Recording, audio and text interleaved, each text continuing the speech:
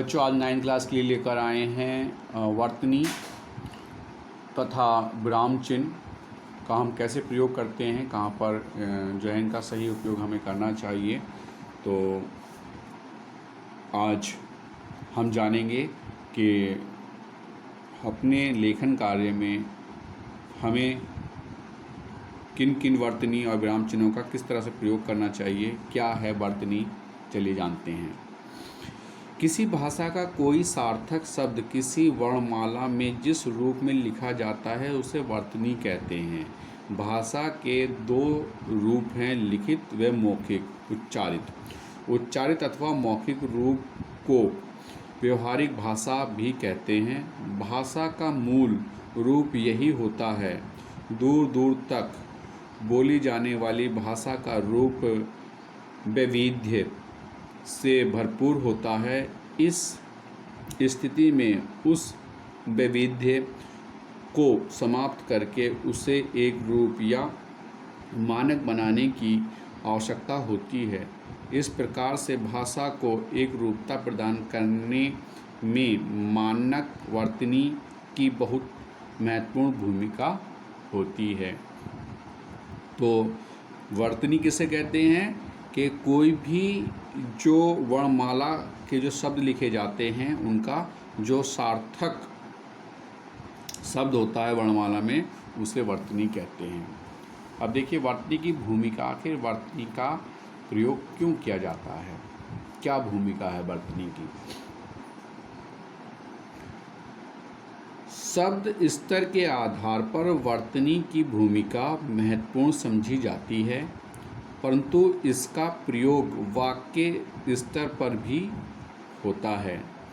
इस प्रकार दो पदों में पर्याप्त अंतर रखना तथा वाक्यों के अंत में उचित विराम चिन्ह लगाना भी दोनों पदों के अंतर्गत आता है। हिंदी में मानक वर्तनी व्यवस्था को 3 स्तरों में समझा जा सकता है। पहला वर्ण स्तर पर, दूसरा शब्द स्तर पर, तीसरा वाक्य स्तर पर। तो बात करते हैं पहले हम वर्ण स्तर पर।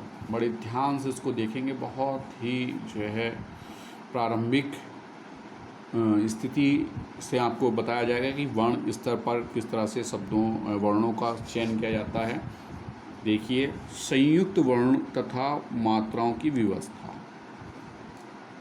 संयुक्त व्यंजन तथा मात्राओं का संयोजन बनाने हेतु के लिए अलग अलग वर्णों पर अलग अलग नियम लागू होते हैं। ये नियम इस प्रकार हैं। पहला, खड़ी पाई वाले वर्ण। खड़ी पाई वाले वर्ण, हिंदी में खड़ी पाई वाले वर्ण निम्नलिखित हैं। देखिए कौन कौन से वर्ण होते हैं जिन्हें खड़ी पाई कहते हैं। ख, ग, घ, च, ज, झ, ङ, त, थ, ध, न, प, ब, म, भ, य, र, य, ल, व, श, श, उ, ए, ऋ की मात्राएं इन्हीं पर लगाई जाती हैं, जैसे चुप, चुरा, चेरी, चैत। यहाँ पर आपने देखा ये जो मात्राएं हैं, ये मात्राएं इन्हीं वर्णों के ऊपर प्रयोग में लाई जाती हैं। संयुक्त व्यंजन बनाने के लिए इनकी पाई को हटा दिया जाता है, जैसे प्यास, सभ्य। तो पाई हट गई, इसमें पै की पाई हटा दी तो प्यास, सभ्य की पाई हटा दी तो सभ्य। मध्य में खड़ी पाई वाले वर्ण। दूसरा, मध्य में खड़ी पाई वाले वर्ण। हिंदी में क तथा फ ऐसे वर्ण हैं जिनके बीच में खड़ी पाई है। उ, ए, ऋ की मात्राएं ई पाई पर लगाई जाती हैं, जैसे कैसा, कूदना। ठीक है।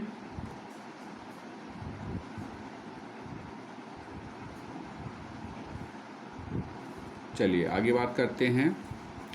संयुक्त अक्षर बनाने के लिए इनकी खड़ी पाई के बाद वाले झुके हुए अंश को हटाकर अग्रिम वर्ण के साथ मिला दिया जाता है।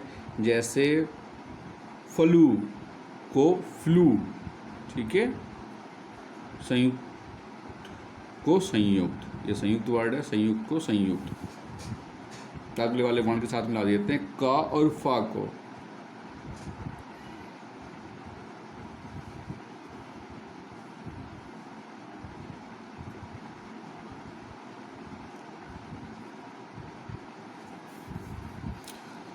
बात करते हैं छोटी खड़ी पाई वाले वर्ण।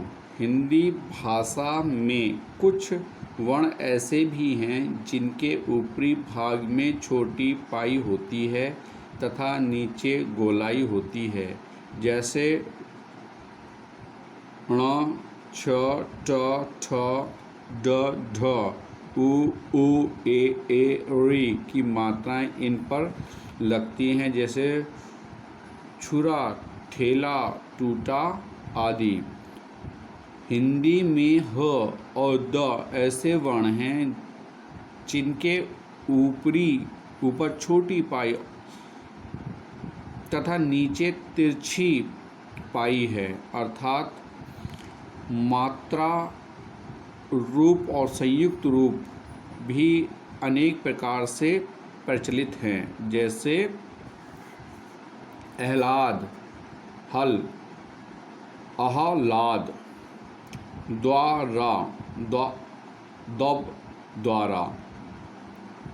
संयुक्त अक्षरों में दोनों ही प्रकार से लिख सकते हैं। जैसे कि यहाँ पर आह्लाद लिखा हुआ है, द्वारा या आह्लाद या द्वारा।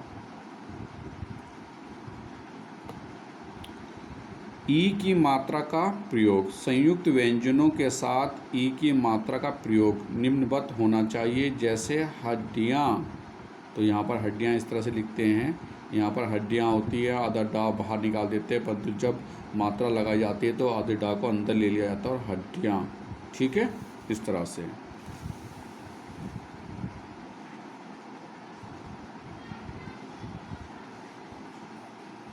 विशेष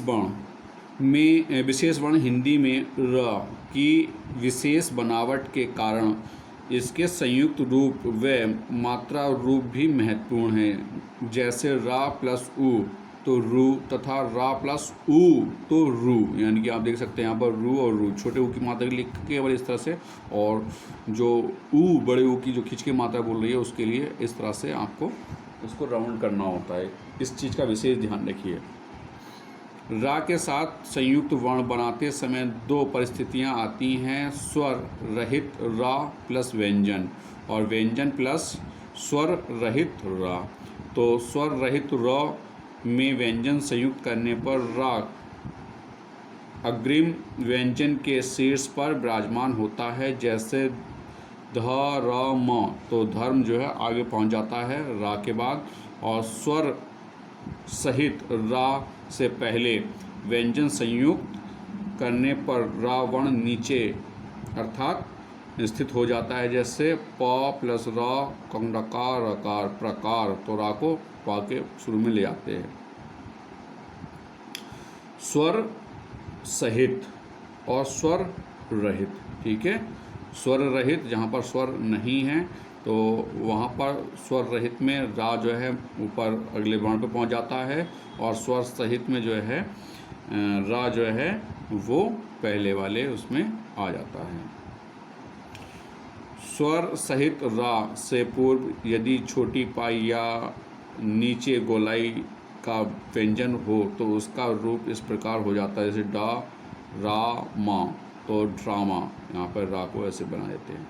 और स्वर सहित रा से पहले यदि हा और दा व्यंजन हो तो उसका रूप इस प्रकार से हो जाता है, जैसे उद प्लस रे का उद्रेक, रामे को दा को रे में निकाल दिया, उद्रेक, ठीक। तो बच्चों ये कुछ नियम थे वितरणी के जो आपने आज सीखे। आज के लिए इतना ही। आज कोई होमवर्क नहीं है, आप अपने जो आपको व्हाट्सएप पर एग्ज़ाम देना है उसकी प्रिपरेशन कीजिए। Have a nice day.